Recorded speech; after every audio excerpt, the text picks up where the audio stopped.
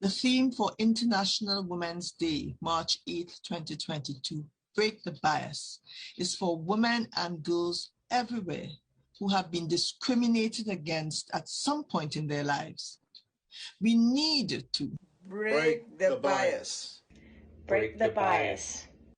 Break the bias. Vamos a acabar con los prejuicios. Break the bias.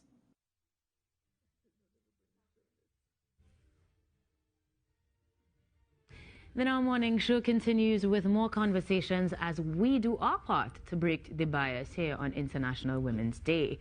I have the pleasure of being joined by Dr. Margaret Nakhid-Chatoor, psychologist and educator, to explore exactly that this morning. Yes. Good morning and welcome. Good morning, Trinidad and Tobago. Good morning to all the women out there. Happy Women's Day. Let's do this. Well, how do we? We're getting straight into it. Because Yes. as we were discussing before, breaking the bias is a multi-pronged approach that needs to be taken on the individual basis and, of course, with society as well. But let's start with the foundation, education. Because as an educator of persons who educate other persons, Yes. you have the ability to incredibly impact what we receive and how we treat ourselves ultimately because of what we understand. So how do we begin educating ourselves on how to break the bias? And people believe it is a very simple thing because bias originates in the home, Right. especially implicit bias. All of those assumptions we have, those stereotypes. We hear our parents talk. They talk about people, they talk about groups, they talk about other persons, even on family members. So there is that sort of acculturation that happens there. So we're talking about breaking the bias, and it has to happen where people are aware of what's happening. So I believe as an educator, it must happen in the schools. So I teach young people, I teach persons to be teacher educators in the school, and one main trust is that we have to let our students be aware of where that is coming from. Because in our homes, there is the language that perpetuates bias, that kind of violent communication language where we tell children you're stupid or you're dumb or you won't amount to anything. And even teachers say it sometimes in the schools, Right. you know, compare them to others. So they have these biases and they imitate and model. So when we talk about implicit biases, we're talking about persons, children who have imitated behaviors that they don't even understand. Right. Yes, so as an educator, one of our tasks is to teach these young persons themselves who are going to become teachers in the system to be aware of their own biases because they are coming with biases themselves. Right. So talking about it, being aware of it is one step in the right direction. Beautiful. And I'm Yes. glad that we started there, largely because we culturally have a lot of biases against women. Yes. It was a conversation on radio yesterday about a woman doing a man's job and how she's immediately questioned. What does it look like to begin those conversations of breaking those biases, of thwarting those dispositions?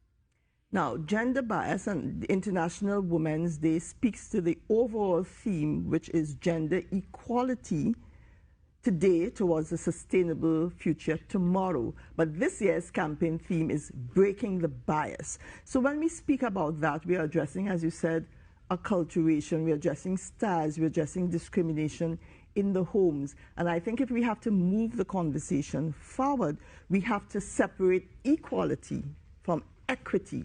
Now, equality is giving everybody equal opportunities. So everybody has an education. You know, there's education. Everybody should access education. And not everybody is able to do that because there's not equity. Equity means that you recognize that there are persons who are not able to reach the goalpost as fast as another. Those other persons have things in the home. They may have parents who are motivated, who consider education to be at the forefront. They have systems in place. They come from homes that are stable, that have food, that have water.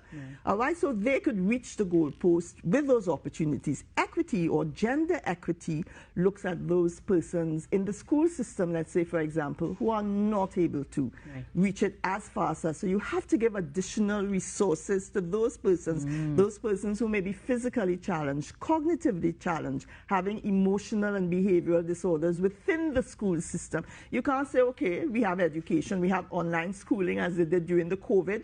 If you don't want to take it, that's your business. No, we got to look at what's happening within particular homes that prevent others from having equitable distribution and equal chances to make it to that goalpost. We have some work to do. Yes, we have a lot of work to do because especially with COVID-19, instead of moving the conversation forward towards gender equality, equity, it has moved it back because we have women who have left workplaces to stay home and take care of children. We have women and children in homes who have been exposed to domestic abuse increasingly, you know. Yes. So instead of moving it forward, it has moved it backward. But I think now we have reached the place where we can revisit it, look at it again, and push it forward. Let's push forward on the psychological side of things, because outside of the schools, in general society, in the workplace, we need to adapt a different mentality. How do we begin to do that? And a lot of people, Inka, are not aware that discrimination, there's a clear relationship between discrimination and increased risk of mental disorders, starting from low self-esteem to stress-related disorders such as anxiety and depression. Because when someone tells you something, let's say body shaming, which happens a lot in this society, you're fat, you're not looking good, that sort of, and we call it appearance discrimination. That's how it's termed. That can lead to eating disorders, for example, a sort of body dysmorphic disorder, where persons begin to question, am I really that? Is that how people see me?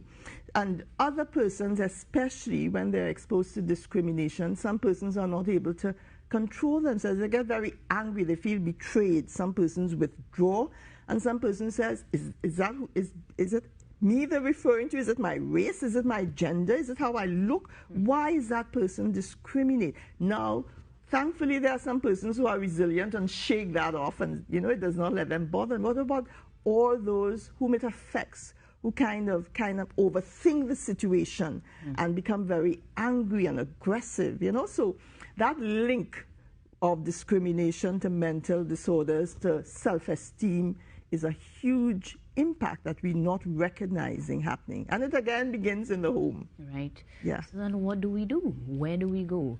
How do we begin to address that psychological element of discrimination and how it will affect that bias that we carry? Yeah, so over the last week, because International Women's Week started last Tuesday, ending today with International Women's Day, there have been a lot of public awareness seminars, a lot of workshops, inviting people to the conversation to talk about it. Because in talking about it, you begin to break down the stereotypes. People begin to question, well, that person is not really how mommy said, that person is different.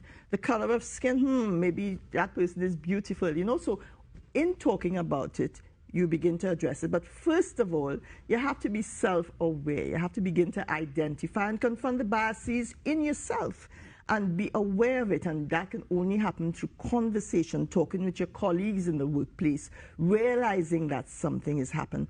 Secondly, you have to look at how people are observed and their cues, their behaviors, their comments, and give voice to it. In our society, we have a culture of silence, where we don't talk about things. We tolerate it to the point where it begins to destruct ourselves and destroy us. And as I call it, we house that bias and discrimination here, that resentment. We got to clear house. We got to clean it out. We got to bring it to the front. And I think we don't teach our young girls enough, Yinka, to give voice to issues, to speak out, to not tolerate things. And that is how it continues, because all of those persons who continue that agenda of discrimination, they're glad that you don't expose them. Right. They're glad that you're tolerating it and putting up with it. Yeah. Well, this morning we definitely dispelling some of that. We are standing up, we are speaking out, we are having the conversations with ourselves, yes, and we are identifying the bias so that we can take some action steps next.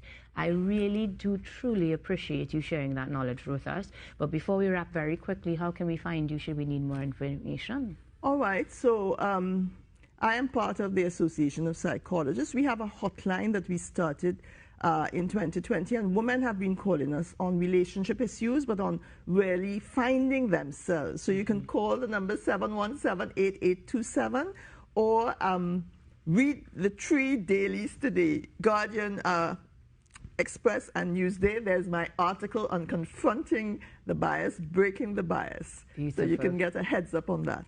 Ladies and gentlemen, Dr. Margaret Nakhid-Chatoor joined us this morning to give us some insight on how we can break the barrier, and we will continue to share that knowledge with you right here on our morning show after the break.